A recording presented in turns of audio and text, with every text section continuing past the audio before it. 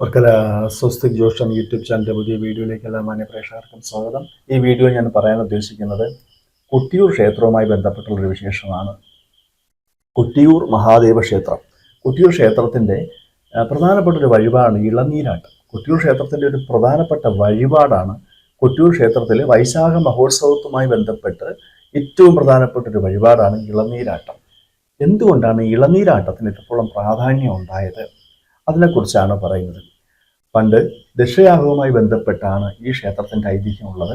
ദക്ഷയാഗ ഭൂമിയാണ് കൊട്ടിയൂർ മഹാദേവ ക്ഷേത്രം. ദക്ഷയാഗ ഭൂമിയിൽ കാലാന്തരത്തിൽ ആ ക്ഷേത്രം പല കാര്യം കൊണ്ടും കാടായി മാറുകയും ആരാധനാക്രമം ഇല്ലാതാവുകയും ചെയ്തു.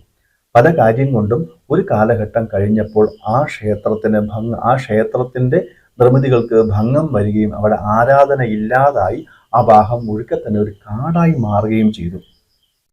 കാലങ്ങൾ കഴിഞ്ഞപ്പോൾ ആ ഭാഗത്തെ കുറിച്യർ സമുദായത്തിൽപ്പെട്ട നായാടി ജീവിക്കുന്ന കുറിച്യർ സമുദായത്തിൽപ്പെട്ട ഒരാള് അദ്ദേഹത്തിൻ്റെ അമ്പിന് മൂർച്ച കൂട്ടുന്നതിന് വേണ്ടി മിനുസപ്പെട്ടൊരു കല്ലിൽ കൊണ്ട് തൻ്റെ അമ്പ് ഉരയ്ക്കുകയും ആ പാറക്കഷണത്തിന് ആ കല്ലിൽ നിന്ന് രക്തം ധാരധാരയായിട്ട് ഒഴുകുകയും അത് കണ്ട് അദ്ദേഹം ഭയചകിതനാകുകയും ചെയ്തു. വിഭ്രാന്തി മൂലം ഓടി അദ്ദേഹം ചെന്നത് ഏറ്റവും അടുത്തുള്ള ഒരു ബ്രാഹ്മണ ഗൃഹത്തിലായിരുന്നു. പടിഞ്ഞാറ്റി നമ്പൂതിരിയുടെ ഗൃഹത്തിലായിരുന്നു. വേദജ്ഞാനിയായിട്ടുള്ള ആ ബ്രാഹ്മണ ശ്രേഷ്ഠന് അദ്ദേഹത്തിന് അതിൻ്റെ അർത്ഥം മനസ്സിലായി. അദ്ദേഹം ഒരു ശൈവ ആരാധകനായിരുന്നു. അദ്ദേഹത്തിന് എന്തായാലും ഒരു കല്ലിൽ നിന്ന് രക്തം വന്നു എന്നുണ്ടെങ്കിൽ അതൊരിക്കലും ഒരു വിശേഷപ്പെട്ട കല്ല് തന്നെ ആയിരിക്കും തീർച്ചപ്പെടുത്തുകയും അദ്ദേഹം ഉടനെ തന്നെ ആ ഭാഗത്തെ അധികാരികളായിട്ടുള്ള ആ ഭാഗത്തെ നാടുവാഴികളായിട്ടുള്ള ആ ഭാഗത്തെ ഭരണാധികാരികളായിട്ടുള്ള മണത്തണയിലെ പ്രധാന നായർ തറവാടുകാരായിട്ടുള്ള 5 വീട്ടുകാരെ അറിയിക്കുകയും അങ്ങനെ പടിഞ്ഞാറ്റി നമ്പൂതിരിയും നായർ പ്രമാണികളും അവിടെ എത്തുകയും അവർ അവിശേഷപ്പെട്ട ശിലയെ കാണുകയും അതിൽ ഒഴുകിക്കൊണ്ടിരിക്കുന്ന ആ ധാരധാരയായിട്ട് ഒഴുകിക്കൊണ്ടിരിക്കുന്ന ആ രക്തസ്രാവത്തിനെ ശ്രദ്ധിക്കുകയും അത് ഇല്ലാതാക്കുവാൻ വേണ്ടിയിട്ട് നമ്പൂതിരി തൻ്റെ ജ്ഞാനം കൊണ്ട് തൻ്റെ അറിവ് കൊണ്ട് എന്തൊക്കെ ചെയ്യാനൊക്കെ അതൊക്കെ ചെയ്യുകയും അദ്ദേഹം ആദ്യമായിട്ട് ചെയ്തത് അടുത്തുകൂടെ ഒഴുകുന്ന ചെറിയ അരുവിയിലെ ജലം കോരി ധാരധാരയായിട്ട് ഒഴിച്ചു. പക്ഷെ ആ പറഞ്ഞിരിക്കുന്ന ആ രക്തപ്രവാഹം നിലച്ചില്ല.